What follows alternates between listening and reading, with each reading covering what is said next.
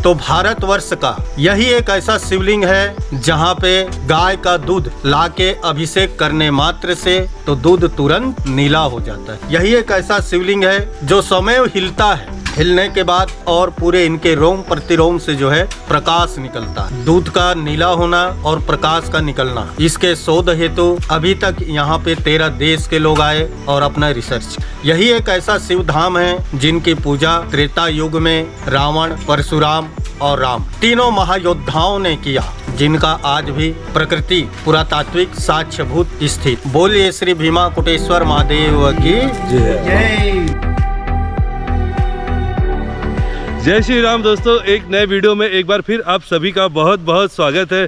दोस्तों, मैं मेरे वीडियो के माध्यम से आप सभी को प्रभु श्री राम वनवास मार्ग यात्रा से जुड़े हुए स्थानों की संपूर्ण जानकारी दे रहा हूं। और इस यात्रा में अभी मैं पहुंचा हूं छत्तीसगढ़ राज्य के धमतरी जिले में स्थित सिहावा पर्वत पर। सिहावा पर्वत जो है ये पौराणिक कालों से ही ऋषि महर्षियों की तपोस्थली रही है। यहाँ पर बड़े बड़े संत महात्माओं ने तपस्या करके इस पूरे सिहावा पर्वत को सिद्ध किया हुआ है। ये जो सिहावा पर्वत है ये छत्तीसगढ़ में बहने वाली प्रमुख नदी महानदी का उद्गम स्थान है। प्रभु श्री राम अपने वनवास के समय यहाँ पर आए थे और यहाँ पर अनेक ऋषि महात्माओं से मिलते हुए वो अपने वनवास मार्ग में आगे बढ़े थे। तो दोस्तों, आज के इस वीडियो में मैं आपको सिहावा पर्वत की संपूर्ण जानकारी देने वाला हूं। इस वक्त अभी मैं हूं सिहावा पर्वत के तलहटी पे लगभग 15 किलोमीटर की दूरी पर एक बहुत ही प्रसिद्ध मंदिर पर, जिसका नाम है भीमा कोटेश्वर महादेव। यहाँ स्थापित शिवलिंग के बारे में ऐसा कहा जाता है कि इस शिवलिंग की स्थापना स्वयं रावण ने की थी और रावण ने यहाँ पर कठोर तपस्या करके सारे जो दिव्य शक्तियाँ थी प्राप्त की थी। और इसके अलावा यहाँ पर जो स्थापित शिवलिंग है ये सबसे अद्भुत शिवलिंग है,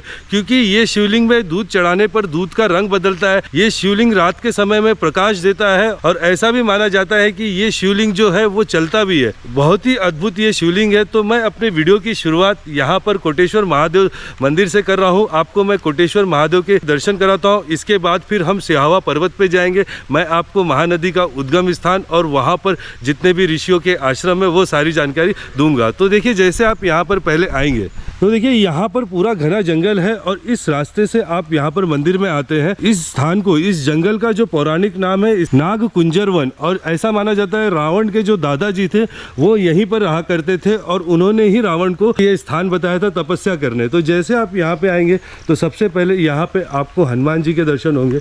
यहाँ पे हनुमान जी का मंदिर है और यहाँ से फिर आप आगे जाएंगे। मुख्य मंदिर जो है वो आगे है। ये देख रहे हैं, ये पार्किंग एरिया है। आप यहाँ पर आपकी गाड़ियों को पार्क कर सकते हैं और यहाँ पे कुछ कमरे बने हैं, मंगल भवन, धर्मशाला, ऐसे यहाँ पे कमरे बने हैं। और आगे जो पूरा है ये नाग कुंजर वन के घने जंगल हैं। और यहाँ पे देखिए ये खाने पीने की दुकानें हैं। आपको यहाँ से प्रसाद और खाने पीने की चीज़ें मिल जाएंगी। ये भंडारा कक्ष है, यहाँ पे भंडारा होता है तो आपको यहाँ पे भंडारा मिलेगा। और ये देखिए ये रास्ता है। अभी अंदर टाइल्स लगने का काम चल रहा है, थोड़ा सा वहाँ पे रिनोवेशन का काम चल रहा है तो कुछ चीज़ें बिखरी हुई है, फिर भी मैं आपको दिखाता हूँ। तो यहाँ से आप अंदर प्रवेश करते हैं मंदिर में।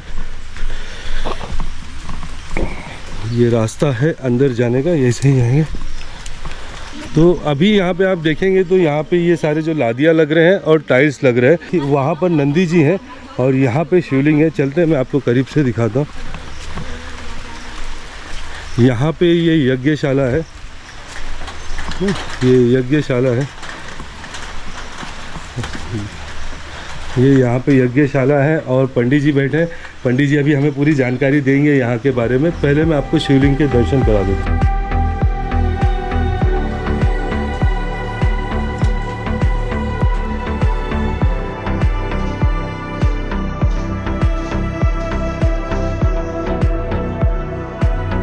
ये जो आप शिवलिंग देख रहे हैं यही वो अद्भुत और हमारे भारत का सबसे अनोखा शिवलिंग है, जिनके बारे में ऐसा माना जाता है कि त्रेता युग के 3 महायोद्धा प्रभु श्री राम, रावण और परशुराम जी ने यहाँ पर आकर इस शिवलिंग के अभिषेक किए थे और ये उन तीनों योद्धाओं की तपोस्थली थी। ये शिवलिंग के बारे में यहाँ पर बताने के लिए बहुत सारी बातें हैं। तो मेरे साथ इस वक्त भीमा कोटेश्वर महादेव के कमेटी के जो अध्यक्ष हैं अर्जुन सिंह जी, वो मेरे साथ में हैं और यहाँ के जो मंदिर के जो मुख्य पुजारी हैं वो मेरे साथ में है। तो वो आपको यहाँ के बारे में और ये शिवलिंग के बारे में सारी जानकारी देंगे। भीमा कोटेश्वर महादेव की जय। सर्वप्रथम तो ये दंडकारण्य वन की नाग कुंजर वन क्षेत्र जो भगवान महादेव के स्वयंभू भीमा कोटेश्वर शिव धाम में हम आपका तहे दिल से स्वागत करते। ये जो भगवान भीमा कोटेश्वर महादेव आदि अनादि काल से यहाँ पे स्थित, जिनका कारण पुलस्त्य ऋषि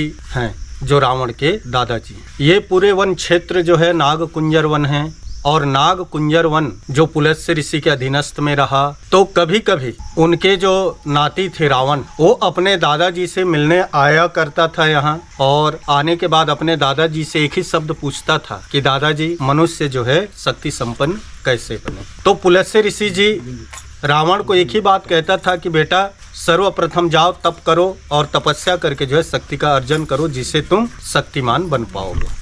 तो उन्हीं के निर्देशन अनुसार रावण ने यहाँ आके तपस्या किया। उसके बाद भगवान परशुराम की जो पिता थे जन्मदग्नि ऋषि, जिनको सहस्त्रबाहु अर्जुन ने मार दिया या हत्या कर दिया, तो क्षत्रियों के संहार हेतु उन्होंने शक्ति के अर्जन हेतु इस दंडकारण्य वन के नाग कुंजर वन क्षेत्र पे तपस्या के लिए आए और ग्राम परसा पानी के एक पर्वत पे जो है तपस्या की। जो तपस्या किए तो भगवान भीमा कोटेश्वर महादेव प्रसन्न होकर उन्हें एक परसा और एक धनुष और उनका नामकरण परशुराम किए। जब परसा दिए तभी जाके उनका नाम परशुराम हुआ, नहीं तो उनके पहले नाम जो है राम था। उसके बाद भगवान श्री रामचंद्र जी जब लंका पर विजय प्राप्त किए तो हनुमान जी के निर्देशन पर उन्होंने फिर पुनः दंडकारण्य वन को आए, जिनका वर्णन रामचरितमानस लंका कांड दोहा क्रमांक 119 की प्रथम चौपाई कि तुरत विमान तहाँ चली आवा, दंडक वन प्रभु परम सुहावा, कुंभज आदि मुनि नायक नाना, और गया हूँ प्रभु सबके अस्थाना। स्कंद महापुराण रामेश्वरम खंड के कोटि तीर्थ पर भगवान भीमा कोटेश्वर महादेव का विस्तृत वर्णन है। रह गई बात चमत्कारिक दृष्टि, तो भारतवर्ष का यही एक ऐसा शिवलिंग है जहाँ पे गाय का दूध लाके अभिषेक करने मात्र से अगर वह दूध भगवान को स्वीकार होता है तो दूध तुरंत नीला हो जाता है। दूसरा, यही एक ऐसा शिवलिंग है जो स्वयं हिलता है, हिलने के बाद भूमि पे जो है 2 इंच गैप करता है और पूरे इनके रोम प्रतिरोम से जो है प्रकाश निकलता है, जिनका दर्शन सभी लोगों को होता है। तीसरा, यही एक ऐसा वन है जहाँ पे इच्छाधारी नाग नागिन स्थित हैं, जहाँ करकोटक नाग है, जहाँ भुजंग नाग है और तक्षक नाग। ये नाग समय समय पे आके समस्त भक्त जनों को दर्शन दिया कर। यह जो शिवलिंग है वह मानव के द्वारा स्थापत्य नहीं है, यह स्वयंभू है। ऐतिहासिक की दृष्टि से महानदी उद्गम की चहुओर अनंत पुरातात्विक जो है स्थित। बोलिए श्री भीमा कोटेश्वर महादेव की जय। और यहाँ जब आप महादेव के दर्शन कर लेंगे, शिवलिंग का अभिषेक कर लेंगे, तो यहाँ आसपास में कई सारे स्थान हैं जो पौराणिक कथाओं से जुड़े हुए हैं। और एक यहाँ पे ऐसी मान्यता है कि यहाँ पर इच्छाधारी नाग रहते हैं, नाग नागिन का जोड़ा है। तो मैं यहाँ से अभी शिवलिंग से यहाँ पीछे थोड़ा जंगल में जाना पड़ेगा, वहाँ पर जो है वो नाग नागिन का स्थान है। तो पंडित जी मेरे साथ चल रहे हैं और वो मुझे वो स्थान दिखाएंगे। तो अब हम थोड़ा जंगल में हमें यहाँ से चल के जाना होगा। तो ये शिवलिंग है, ये यज्ञशाला है और यहाँ से ये रास्ता गया है, जो रास्ता पीछे नाग नागिन का जो स्थान है वहाँ पर जाता है। तो पंडित जी आप बताइए। यहाँ पे जो है इच्छाधारी नाग नागिन यहाँ आके ये पूरा बीम के चहु और जो है घेरा गोल करके जो है रहते हैं। समय समय पे समस्त भक्त जनों को दर्शन दिया करते हैं। ये स्थान है बिल्कुल शिवलिंग के पास में ही है, तो आप यहाँ पे भी आ जाइए। कहते हैं किस्मत की बात है, अगर आपकी किस्मत होगी तो आपको यहाँ पर नाग नागिन का जोड़ा दिखेगा। तो दोस्तों ये है भीमा कोटेश्वर महादेव जी और हमने अभी दर्शन कर लिया और अब मैं यहाँ से आगे बढ़ते हुए सिहावा पर्वत की तरफ जा रहा हूँ। और इस वीडियो में मेरे साथ में है गोलू भैया, प्रकाश सारवा इनका नाम है। जब आप यहाँ पर दर्शन के लिए आएंगे तो यहाँ पास में बाजार है नगरी, आपको पहले नगरी आना होगा। नगरी में सारवा होटल है, लॉज है, जहाँ पर आप रुक सकते हैं। तो इनके होटल में आप रुकेंगे, मैं इनका होटल आपको बता दूंगा आगे है। तो ये भैया मेरे साथ में है और मैं इनके यहीं रुका हूँ और ये आज मुझे यहाँ पर सिहावा पर्वत पे जो भी दर्शनीय स्थल है और तीर्थ स्थान है वो दिखाने वाले।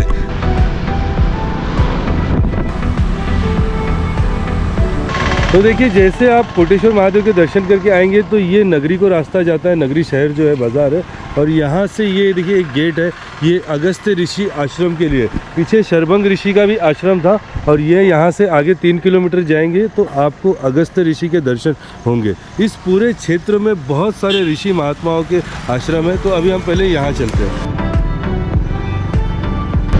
तो जैसे आप गेट से अंदर आएंगे देखिए वहाँ पे वो पर्वत दिखाई दे रहा है, वो पर्वत पर अगस्त्य ऋषि का आश्रम है और वहाँ पे एक कुंड भी है जिससे कहा जाता है कि वहाँ से गंगा जी निकली है, छोटी गंगा कहा जाता है। तो ऐसे यहाँ पर जो है ये सिहावा पर्वत के तलहटी पे बहुत सारे ऋषि महात्माओं के आश्रम है, जिनमें से एक आश्रम यहाँ पर भी अगस्त्य ऋषि का भी आश्रम है। तो दोस्तों ये देखिए ये कितने खूबसूरत जगह पे मैं आया हूँ। ये जो अभी बन रहा है ये पर्वत पे आप देखेंगे ये श्री राम वनगमन पर्यटन परिपथ बन रहा है और मैं बताता हूँ आपको अभी यहाँ पे कंस्ट्रक्शन वर्क चल रहा है। देखिए यहाँ पे रिसोर्ट्स वगैरह बन रहे हैं। छत्तीसगढ़ सरकार ने यहाँ छत्तीसगढ़ राज्य में प्रभु श्री राम वनवास मार्ग से जुड़े हुए स्थानों का सर्वे कराया था और उनमें से जो प्रमुख 9 स्थान है उन्हें श्री राम वनगमन पर्यटन परिपथ के रूप में डेवलप किया जा रहा है। जब से मैं ये छत्तीसगढ़ की यात्रा कर रहा हूँ तो ये कुल 9 जो स्थान है उनमें से आज मैं अभी 7वें स्थान पे पहुँचा हूँ और अब तक का ये मुझे सबसे खूबसूरत लग रहा है। अभी यहाँ पे डेवलपमेंट का काम चल रहा है। ये मेरे साथ में है यहाँ के इंजीनियर, साइट इंजीनियर है, इनका नाम है अमोल गर्डे जो महाराष्ट्र से हैं और यहाँ पे जो ये चीज़ें बन रही है वो के देखरेख में ही हो रही है, इनकी देखरेख में हो रही है। तो देखिए जैसे आप यहाँ पे आएंगे तो मैं आपको ये जगह दिखा देता हूँ पहले। ठीक है अभी ये कितना खूबसूरत, यहाँ से चारों तरफ हरियाली और पहाड़ और देखिए कितना खूबसूरत लग रहा है यहाँ से।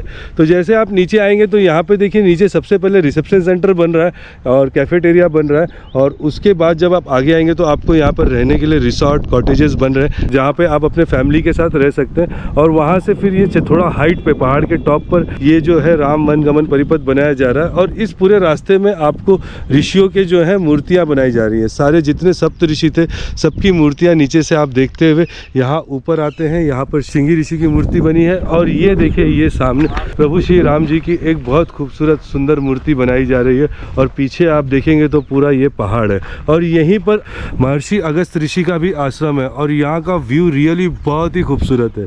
यहाँ पे अभी डेवलपमेंट का काम चल रहा है, पूरा बन के तैयार नहीं हुआ है और इस जगह का अभी आप देखेंगे तो पूरा ये कंस्ट्रक्शन वर्क चल रहा है नीचे से लेके ऊपर तक। थोड़े दिनों में ये एक बहुत खूबसूरत यहाँ पर वाटिका बनेगा, गार्डन बनेगा और ये गार्डन के बीच में प्रभु श्री राम जी की मूर्ति रहेगी। तो ये देखिए आपको ये जो सामने पर्वत दिख रहा है ये पर्वत जो है वही सिहावा पर्वत है जहाँ से महानदी का उद्गम स्थान है और वहीं पर आश्रम है, मंदिर है। तो अभी हम जो है वहीं पे जा रहे हैं। तो वहाँ जाने के लिए देखिए ये सीधा रास्ता है, यहाँ से आपको 3 किलोमीटर आगे घूम के वहाँ पर आना होगा। यहाँ पे देखिए चावल की रोपाई चल रही है, खेती करें लोग। तो अभी हम चल रहे हैं वही सिहावा पर्वत से। तो दोस्तों जैसे आप वहाँ से 2 किलोमीटर आगे आएंगे तो देखिए आपको एक और स्थान मिलेगा। यहाँ पे बोर्ड लगा है श्री राम वनगमन पर्यटन परिपथ और आपको एक जगह मिलेगा, ये मैं आपको दिखाता हूँ। देखिए यहाँ पे बोर्ड लगा है माता शांता मंदिर 500 मीटर और यहाँ से आप देखेंगे तो माता शांता की गुफा है और ये यहाँ से रास्ता है ऊपर गुफे में जाने का और वो पहाड़ के ऊपर जो है शांता जी का गुफा है। माता शांता जी जो है वो प्रभु श्री राम की बहन है और उनका जो विवाह था वो श्रृंगी ऋषि के साथ हुआ था। तो ये उनको समर्पित ऊपर मंदिर है। लेकिन ये जो जगह आप देखेंगे तो ये पूरा घना जंगल है और इसके अंदर बाघ, तेंदुए, भालू, हिरन जैसे बहुत सारे जानवर रहते हैं और इसमें जो जाने का जो रास्ता है ये बारिश में लोग नहीं जा पाते हैं क्योंकि ये देखिए ये ऐसे पूरे पत्थरों में आपको चढ़ना है और ये स्ट्रेट पत्थर होते हैं। ऊपर आप जैसे जाएंगे तो ये सीधे खड़े पत्थर होंगे तो इसमें स्लिप होने का ज़्यादा चांसेस है। तो इसके लिए बारिश में लोग जाते नहीं और अकेला कोई जाता नहीं है। यहाँ पे लोग जो है वो ग्रुप बना के जाते हैं क्योंकि अंदर जंगली जानवर बहुत है। तो मैं अभी ऊपर नहीं जा रहा हूँ, शांता गुफा में दर्शन करने नहीं जा रहा हूँ। लेकिन यहाँ पर देखिए शांता गुफा के बिल्कुल सामने जब आप यहाँ पे आएंगे तो यहाँ पर सिहावा का एक और बहुत प्रमुख मंदिर है। ये जो मंदिर है स्वयंभू माँ शीतला मंदिर सिहावा। तो ये जो आप देखेंगे ये गेट है नीचे मंदिर पे। तो अभी मैं यहाँ से जा रहा हूँ मंदिर में और शीतला माता के दर्शन करता हूँ।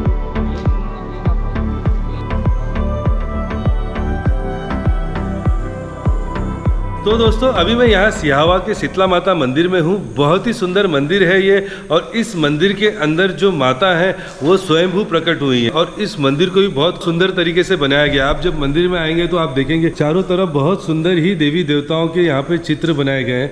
हर तरफ। और ये मंदिर भी काफ़ी सुंदर है और ये यहाँ पे माता का गर्भगृह है। एक ऐसी यहाँ की बहुत पुरानी मान्यता है कि ये जो जगह था ये पूरा जंगल था, पूरा घना वन था और इस जंगल में एक बार एक लकड़ी काटने वाले, उनकी कुल्हाड़ी में धार नहीं था तो उन्होंने एक जगह पर एक पत्थर देखा और उस पत्थर पे अपने कुल्हाड़ी को वो धार लगाने लगे। तो जैसे वो धार करने लगे तो उस पत्थर से खून निकलने लगा और ये देखकर वो काफ़ी डर गए, घबरा गए और उन्होंने जाकर गांव के सभी लोगों को बताया। तो गांव के सारे लोग यहाँ पर आए और उसके बाद इस जगह को साफ किया गया और इस जगह पे एक मंदिर बनाकर शीतला माता जी की पूजा पाठ शुरू की गई। और ये जो मूर्ति है ये स्वयंभू है। मंदिर के जो मुख्य पुजारी हैं वो अभी है नहीं, यहाँ पर ये मेरे साथ में है जो मंदिर की देखभाल करते हैं, पूजा पाठ करते हैं। तो मैं इनसे मिला। तो आप सिहावा की यात्रा पे आए तो शीतला माता के दर्शन ज़रूर कीजिए। तो दोस्तों अब हमने यहाँ पर माता जी के दर्शन कर लिए और अब हम आगे चलते हैं और महानदी के उद्गम स्थान पर पहुँचते हैं।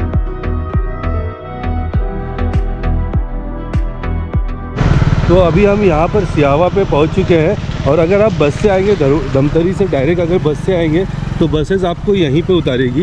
ये चौक है पे धमतरी से डायरेक्ट बस आती है सिहावा के लिए और ये फिर यहाँ से उतर के आपको यहाँ से अंदर जाना होगा। तो दोस्तों अब हम पहुँच गए हैं सिहावा पर्वत पे और ये जो आप मेरे पीछे देख रहे हैं ये यहाँ का प्रवेश द्वार है। अभी ये नया ही प्रवेश द्वार बनाया गया है। महानदी का जो उद्गम स्थान है ये पर्वत के ऊपर है। तो ऊपर जाने के लिए यहाँ 409 सीढ़ियाँ हैं और रास्ते में आपको बहुत सारे मंदिर मिलेंगे। तो अभी मैं यहाँ से अपनी पैदल यात्रा शुरू करता हूँ। हम ये 400 सीढ़ियाँ चढ़ के ऊपर चलते हैं।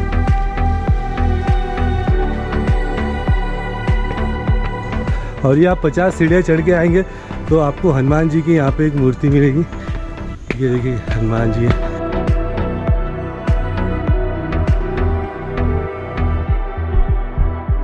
तो दोस्तों अब मैं यहाँ पर पूरे 409 सीढ़ियाँ चढ़ के ऊपर आ गया हूँ। ये आखिरी की जो 6 सीढ़ियाँ हैं, अब ये 6 सीढ़ियाँ चढ़ के मैं ऊपर पहुँच जाऊँगा। जैसे आप ऊपर पहुँचेंगे तो आपको सबसे पहले ही उस स्थान के दर्शन होते हैं जिस स्थान के दर्शन करने के लिए हम यहाँ आए हैं। ये जो आप मंदिर देख रहे हैं इसी मंदिर के अंदर महानदी का उद्गम हुआ है। मैं आपको दिखाता हूँ। और यहाँ पे शिवलिंग की स्थापना की है और उनके पास में ही यहाँ पर ये जो है महानदी का यहाँ पे उद्गम हुआ है। ये जो स्थान है ये प्रथम स्थान है, यहाँ से महानदी का उद्गम होता है। और उसके बाद नीचे यहाँ पे गणेश घाट नाम की एक जगह है जहाँ पे वो अपना नदी का रूप लेती है। मैं आपको वहाँ भी ले चलूँगा और गणेश घाट के भी दर्शन कराऊंगा। यहाँ की एक ऐसी पौराणिक मान्यता है कि श्रृंगी ऋषि जो है ये उनकी तपोस्थली है, वो यहाँ पर तपस्या कर रहे थे।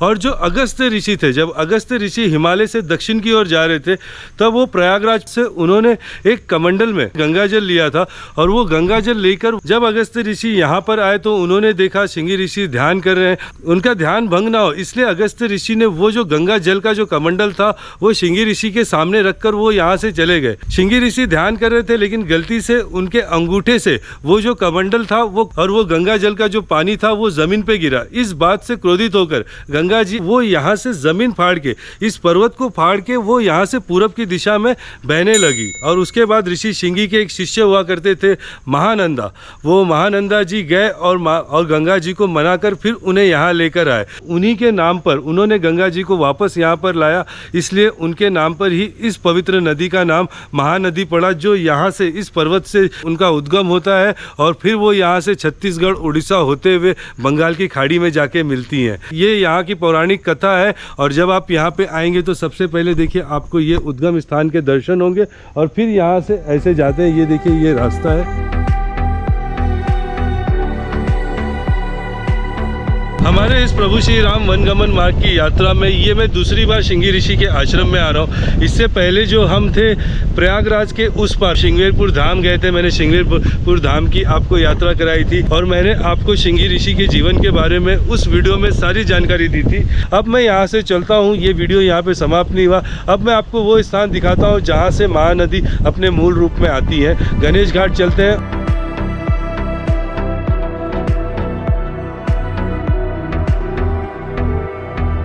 तो दोस्तों ये है गणेश घाट और अब हम गणेश घाट पे आ गए हैं। तो ये जो स्थान है इसे महानदी का दूसरा उद्गम स्थान माना जाता है। और ये देखिए यहाँ से जो हमने ऊपर जो पर्वत पे हमने जो देखा था उद्गम स्थल, उसके बाद वो जो पर्वत को फाड़ के जो महानदी थी वो यहाँ पर आई थी। ये इस जगह से उत्पन्न हुई थी। फिर यहाँ से उद्गम होने के बाद ये यहाँ से पूर्व की दिशा में बहने लगी थी। तब वहाँ से जो ऋषि श्रृंगी के शिष्य महानंदा जी जो थे वो महानदी को फिर से लेके आए। फिर ये वहाँ से 16 किलोमीटर के बाद ये फिर से यहाँ आती है और यहाँ से बहते हुए ये देखिए, यहाँ पे तो नहर के समान छोटी सी दिख रही है, लेकिन ये छत्तीसगढ़ राज्य की सबसे बड़ी नदी है। और ये फिर यहाँ से बहते हुए ओडिशा होते हुए वेस्ट ऑफ बंगाल में जाती हैं। तो यही जगह है महानदी का उद्गम स्थान। और यहाँ पे ये ऊपर आप देखेंगे, यहाँ पे अभी बहुत कंस्ट्रक्शन वर्क चल रहा है, सारे घाटों को पक्का बनाया जा रहा है। तो यहाँ पे पूरा काम चल रहा है अभी। यहाँ से लगभग 1 किलोमीटर की दूरी पर कर्णेश्वर महादेव मंदिर है, तो हम कर्णेश्वर महादेव मंदिर के लिए जा रहे हैं। और ये देखिए, ये ऊपर पीछे सिहावा पर्वत है।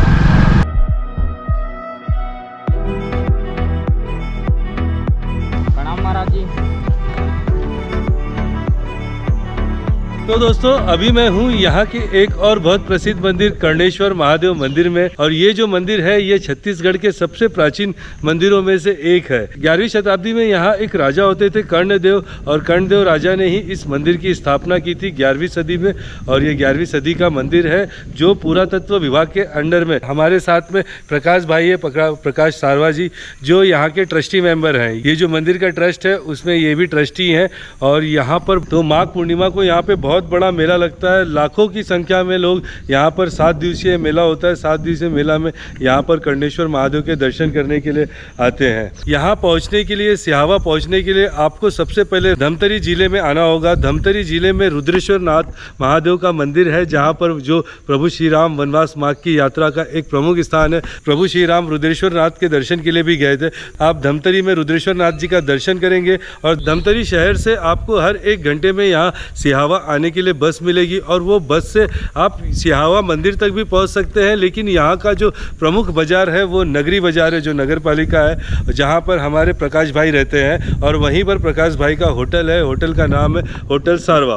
तो बिल्कुल बस स्टैंड के पास में ही होटल सारवा है। आप होटल सारवा में रुक सकते हैं। आपको बहुत बजट में और पूरे परिवार के साथ रहने के लिए एक अच्छा होटल मिल जाएगा। तो दोस्तों, ये है सिहावा पर्वत, महानदी का उद्गम स्थान। और हमने हमारे प्रभु श्री राम वनवास मार्ग की यात्रा में हमने एक और बहुत महत्वपूर्ण स्थान के हमने दर्शन कर लिए। तो दोस्तों, आज के इस वीडियो को मैं यहीं कर्णेश्वर महादेव मंदिर में अंत करता हूँ। आई होप आपको ये वीडियो पसंद आया होगा और आपको सिहावा नगरी के बारे में बहुत सारी जानकारी मिली होगी। तो दोस्तों, आज के लिए बस इतना ही। मिलते हैं हम बहुत जल्दी अगले वीडियो में। तब के लिए आप सभी को हर हर महादेव, जय श्री राम, जय श्री राम।